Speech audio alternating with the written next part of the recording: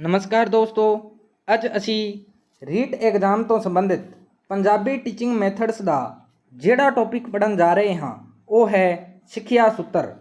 सिक्ख्या सूत्र तो अलावा इस टॉपिक दे विच असी सिक्ख्या सिद्धांत अते सिक्ख्या सूत्रां दे विच की अंतर है इहदे बारे भी चर्चा करांगे। तो सब तो पहला असी शुरू करते हाँ सिक्ख्या सूत्र। सिक्ख्या सूत्र किहनूं कहिंदे है? सिक्ख्या सूत्र भाषा के अजिहे सिद्धांत हैं जो किसी विशेष व्यक्ति की खोज नहीं हैं। कहने का भाव है कि सिक्ख्या सूत्रां की खोज किसी व्यक्ति विशेष ने नहीं की। यह बने बनाए सिद्धांत हैं जो सिक्ख्या खेत्र विच लंबे समय तो कार्य कर रहे व्यक्तियों के तजर्बे उपर आधारित हैं। एक साधारण अध्यापक जो मनोविग्यानिक ते सिक्ख्या दर्शन के सिद्धांतों तो अणजाण है, उन्हां सिद्धांतों की वरतों करके अपने अध्यापन नूं प्रभावशाली बना सकता है। भाव एक साधारण अध्यापक भी जो मनोविग्यानिक सिद्धांतों तो अते सूत्रां तो अणजाण है, वो भी इन्हां सिक्ख्या सूत्रां की वरतों करके अपने अध्यापन नूं प्रभावशाली बना सकता है। हुण असी सिक्ख्या सूत्रां बारे गल करते हाँ। तो पहला सिक्ख्या सूत्र है ज्ञात तो अज्ञात वल। ज्ञात तो भाव है जो ज्ञान बच्चे नूं पहला तो है अते अज्ञात तो भाव है जो ज्ञान बच्चे नूं नहीं है।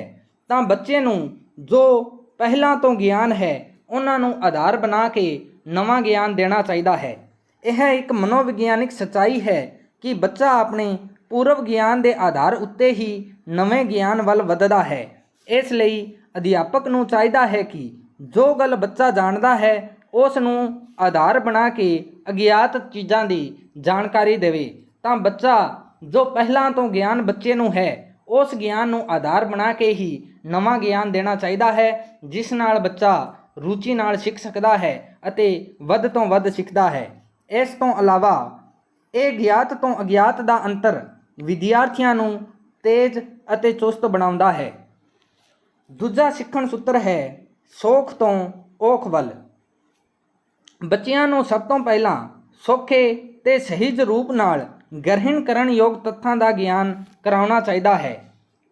भाव सौखे तत्थां का ज्ञान बच्चे नूं पहला देना चाहिए है अते उन्हां दे आधार ते आगे औखे तत्थां का ज्ञान देना चाहिए है। इस पिछों औखे तत्थां का ज्ञान कराउणा चाहिए है। हौली हौली औखे तत्थां वल वधना सिक्ख्या का प्रसिद्ध सूत्र है। तो दूजा सिक्ख्या सूत्र है सौख तो औख वल।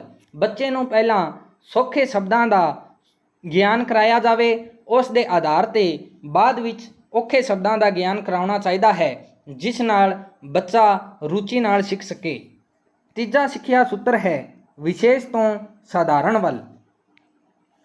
बच्चियां नूं साधारण सिद्धांत जां नियम दस्सण तो पहला विशेष तत्तां दे नियम ते उदाहरण देने चाहिए हैं। इन्हां विशेष तत्तां दे नियम ते उदाहरणां दे आधार उत्ते बच्चा नवा ज्ञान प्राप्त कर सकता है। विद्यार्थी इन्हां विशेष उदाहरणां तो नियम भी बना सकते हैं। तो तीजा सूत्र है विशेष तो साधारण वल। पहला विशेष तत्तां नियम अते उदाहरण दे के बच्चे नूं अगे दा ज्ञान कराया जावे। तीजा सिक्खण सूत्र है अनिश्चित तो निश्चित वल। आरंभ विच बच्चे का ज्ञान अस्पष्ट अते अनिश्चित हुंदा है। अध्यापक नूं चाहिए है कि वो इस अस्पष्ट अते अनिश्चित ज्ञान नूं सिक्ख्या का आरंभिक बिंदु बना के स्पष्ट ते निश्चित स्वरूप प्रदान करे। तो अनिश्चित तो निश्चित वल वधना भी एक सिक्ख्या सूत्र है, जिस नाल बच्चे की सीखण शक्ति विच वाधा हुंदा है। तीजा है मूर्त तो अमूर्त वल। मूर्त तो भाव है इहदियां वस्तुआं जां चीज़ां जिन्हां नूं असीं वेख सकते हाँ अते अमूर्त तो भाव है जिन्हां नूं असीं वेख नहीं सकते। तो छोटे बच्चे आरंभ विच अमूर्त भावां नूं नहीं समझ सकते। उस दे सामने मूर्त भाव स्थूल भाव ते विचार रखने चाहिए है। इन्हां मूर्त भावां स्थूल भावां अते विचारां दे नाल बच्चा अमूर्त कल्पना कर सकता है अते बच्चे दी पढ़न विच रुचि वधदी है। अगे 6वां सिक्खण सूत्र है पूर्ण तो अंश वल। ਬੱਚੇ ਦਾ ਧਿਆਨ ਪੂਰਨਤਾ ਵੱਲ ਪਹਿਲਾਂ ਜਾਂਦਾ ਹੈ, ਪਿੱਛੋਂ ਹੋਰ ਅੰਗਾਂ ਵੱਲ। ਕਹਿਣ ਦਾ ਭਾਵ ਹੈ ਕਿ ਮੰਨ ਲਓ ਅਸੀਂ ਬੱਚੇ ਦੇ ਸਾਹਮਣੇ ਇੱਕ ਕੁਰਸੀ ਰੱਖਦੇ ਹਾਂ ਤਾਂ ਬੱਚੇ ਦਾ ਧਿਆਨ ਪਹਿਲਾਂ ਪੂਰਨਤਾ ਵੱਲ ਜਾਏਗਾ ਅਤੇ ਬਾਅਦ ਦੇ ਵਿੱਚ ਉਹਦੇ ਅੰਗਾਂ ਵੱਲ ਜਾਵੇਗਾ। ਤਾਂ ਪੂਰਨ ਤੋਂ ਅੰਸ਼ ਤੋਂ ਭਾਵ ਹੈ ਕਿ ਬੱਚੇ ਦਾ ਧਿਆਨ ਪੂਰਨਤਾ ਵੱਲ ਪਹਿਲਾਂ ਜਾਂਦਾ ਹੈ ਅਤੇ ਪਿੱਛੋਂ ਹੋਰ ਅੰਗਾਂ ਵੱਲ। ਇਸ ਸੂਤਰ ਅਨੁਸਾਰ ਵਿਦਿਆਰਥੀਆਂ ਨੂੰ ਪਹਿਲਾਂ ਸੰਪੂਰਨ ਵਸਤੂ ਦਾ ਗਿਆਨ ਕਰਾਉਣਾ ਚਾਹੀਦਾ ਹੈ, ਫਿਰ ਉਸ ਦੇ ਅੰਗਾਂ ਜਾਂ ਭਾਗਾਂ ਦਾ ਗਿਆਨ ਕਰਾਉਣਾ ਚਾਹੀਦਾ ਹੈ। 7ਵਾਂ ਸਿੱਖਣ ਸੂਤਰ ਹੈ ਆਗਮਨ ਤੋਂ ਨਿਗਮਨ ਵੱਲ।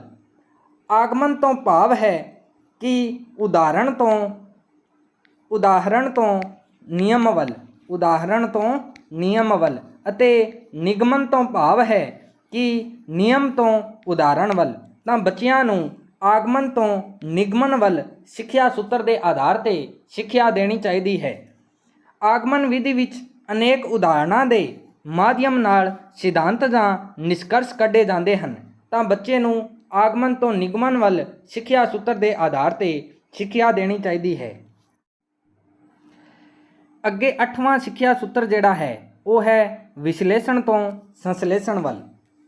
ਵਿਸ਼ਲੇਸ਼ਣ ਤੋਂ ਭਾਵ ਹੈ ਕਿ ਕੋਈ ਵੀ ਇਕਾਈ ਬੱਚੇ ਨੂੰ ਪੜ੍ਹਾਉਣੀ ਹੈ ਤਾਂ ਉਸ ਇਕਾਈ ਨੂੰ ਕਈ ਭਾਗਾਂ ਵਿੱਚ ਵੰਡ ਕੇ ਬੱਚੇ ਨੂੰ ਗਿਆਨ ਦੇਣਾ, ਅਤੇ ਸੰਸ਼ਲੇਸ਼ਣ ਤੋਂ ਭਾਵ ਹੈ ਇਹਨਾਂ ਵੰਡੇ ਹੋਏ ਭਾਗਾਂ ਨੂੰ ਜੋੜ ਕੇ ਇੱਕੋ ਰੂਪ ਵਿੱਚ ਬੱਚੇ ਨੂੰ ਗਿਆਨ ਦੇਣਾ। ਤਾਂ ਇਸ ਸੂਤਰ ਤੋਂ ਭਾਵ ਹੈ ਬੱਚੇ ਨੂੰ ਜੋ ਗਿਆਨ ਪ੍ਰਦਾਨ ਕੀਤਾ ਜਾਵੇ ਪਹਿਲਾਂ ਉਸ ਦਾ ਵਿਸ਼ਲੇਸ਼ਣ ਕਰਨਾ ਚਾਹੀਦਾ ਹੈ। ਵਿਸ਼ਲੇਸ਼ਣ ਦਾ ਅਰਥ ਹੁੰਦਾ ਹੈ ਕਿ ਛੋਟੇ-ਛੋਟੇ ਭਾਗਾਂ ਵਿੱਚ ਤੋੜਨਾ। ਗਿਆਨ ਨੂੰ ਛੋਟੀਆਂ-ਛੋਟੀਆਂ ਇਕਾਈਆਂ ਵਿੱਚ ਵੰਡ ਲਿਆ ਜਾਵੇ, ਹਰ ਇੱਕ ਇਕਾਈ ਦਾ ਵਿਸ਼ਲੇਸ਼ਣ ਕਰਨ ਪਿੱਛੋਂ ਸੰਸ਼ਲੇਸ਼ਣ ਕੀਤਾ ਜਾਵੇ। ਹੁਣ ਸੰਸ਼ਲੇਸ਼ਣ ਤੋਂ ਭਾਵ ਹੈ ਜੋੜਨਾ। ਸੰਸ਼ਲੇਸ਼ਣ ਦਾ ਅਰਥ ਹੈ ਭਾਗਾਂ ਨੂੰ ਜੋੜਨਾ। ਇਸ ਨਾਲ ਵਿਦਿਆਰਥੀਆਂ ਵਿੱਚ ਤਰਕ ਤੇ ਵਿਚਾਰ ਸ਼ਕਤੀ ਜਾਗਰਤ ਹੁੰਦੀ ਹੈ ਅਤੇ ਨਿਸ਼ਕਰਸ਼ ਕੱਢਣ ਦੀ ਸਮਰੱਥਤਾ ਵਿਕਸਿਤ ਹੁੰਦੀ ਹੈ। ਤਾਂ ਇਸ ਤਰ੍ਹਾਂ ਵਿਸ਼ਲੇਸ਼ਣ ਤੋਂ ਸੰਸ਼ਲੇਸ਼ਣ ਵੱਲ ਸਿੱਖਿਆ ਸੂਤਰ ਇਹ ਇੱਕ ਪ੍ਰਭਾਵਸ਼ਾਲੀ ਸਿੱਖਿਆ ਸੂਤਰ ਹੈ। ਵਿਸ਼ਲੇਸ਼ਣ ਤੋਂ ਭਾਵ ਹੈ ਕਿਸੇ ਵੀ ਇਕਾਈ ਨੂੰ ਪੜ੍ਹਾਉਂਦੇ ਸਮੇਂ ਉਹਨੂੰ ਛੋਟੇ-ਛੋਟੇ ਭਾਗਾਂ ਵਿੱਚ ਤੋੜ ਕੇ ਪੜ੍ਹਾਉਣਾ ਅਤੇ ਬਾਅਦ ਦੇ ਵਿੱਚ ਉਹਦਾ ਸੰਸ਼ਲੇਸ਼ਣ ਕਰਨਾ, ਯਾਨੀ ਉਹਨੂੰ ਜੋੜਨਾ। 9ਵਾਂ ਸਿੱਖਿਆ ਸੂਤਰ ਹੈ ਮਨੋਵਿਗਿਆਨਿਕ ਤੋਂ ਤਾਰਕਿਕ ਵੱਲ। ਬੱਚਿਆਂ ਨੂੰ ਪਹਿਲਾਂ ਉਹ ਪੜ੍ਹਾਇਆ ਜਾਵੇ ਜੋ ਉਹਨਾਂ ਦੀਆਂ ਯੋਗਤਾਵਾਂ ਤੇ ਰੁਚੀ ਦੇ ਅਨੁਕੂਲ ਹੋਵੇ। ਮਨੋਵਿਗਿਆਨਿਕ ਤੋਂ ਭਾਵ ਹੈ ਕਿ ਬੱਚਿਆਂ ਨੂੰ ਪਹਿਲਾਂ ਉਹ ਪੜ੍ਹਾਇਆ ਜਾਵੇ ਜੋ ਉਹਨਾਂ ਦੀ ਯੋਗਤਾਵਾਂ ਅਤੇ ਰੁਚੀਆਂ ਦੇ ਅਨੁਕੂਲ ਹੋਵੇ। ਇਸ ਪਿੱਛੇ ਵਿਸ਼ੇ ਸਮੱਗਰੀ ਦੇ ਤਾਰਕਿਕ ਕ੍ਰਮ ਵੱਲ ਧਿਆਨ ਦਿੱਤਾ ਜਾਵੇ। ਤਾਂ ਇਹ 9ਵਾਂ ਸਿੱਖਿਆ ਸੂਤਰ ਹੈ ਮਨੋਵਿਗਿਆਨਿਕ ਤੋਂ ਤਾਰਕਿਕ ਵੱਲ। 10ਵਾਂ ਸਿੱਖਿਆ ਸੂਤਰ ਹੈ ਅਨੁਭਵ ਤੋਂ ਤਰਕ ਵੱਲ। ਅਨੁਭਵ ਦੁਆਰਾ ਪ੍ਰਾਪਤ ਗਿਆਨ ਤਰਕ ਤੇ ਆਧਾਰਿਤ ਨਹੀਂ ਹੁੰਦਾ।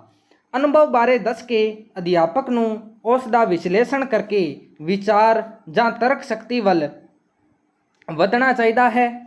ਇਹ ਵਿਧੀ ਬੱਚੇ ਵਿੱਚ ਤਰਕ ਸ਼ਕਤੀ ਦਾ ਵਿਕਾਸ ਕਰਦੀ ਹੈ ਅਤੇ ਗਿਆਨ ਨੂੰ ਸਥਾਈ ਰੂਪ ਦੇਣ ਵਿੱਚ ਸਹਾਇਤਾ ਪ੍ਰਦਾਨ ਕਰਦੀ ਹੈ। ਤਾਂ 10ਵਾਂ ਸਿੱਖਿਆ ਸੂਤਰ ਹੈ ਅਨੁਭਵ ਤੋਂ ਤਰਕ ਵੱਲ। ਇਸ ਤੋਂ ਇਲਾਵਾ ਨੋਟ ਲਾ ਕੇ ਇੱਕ ਗੱਲ ਲਿਖੀ ਗਈ ਹੈ ਕਿ ਪੜ੍ਹਾਉਣ ਸਮੇਂ ਅਧਿਆਪਕ ਨੂੰ ਇਹ ਧਿਆਨ ਰੱਖਣਾ ਚਾਹੀਦਾ ਹੈ ਕਿ ਵਿਦਿਆਰਥੀਆਂ ਦੀ ਮਾਨਸਿਕ ਤੇ ਬੌਧਿਕ ਲੋੜਾਂ ਦੇ ਅਨੁਕੂਲ ਹੀ ਸਿੱਖਿਆ ਸਿਧਾਂਤਾਂ ਤੇ ਸੂਤਰਾਂ ਦੀ ਵਰਤੋਂ ਕੀਤੀ ਜਾਵੇ।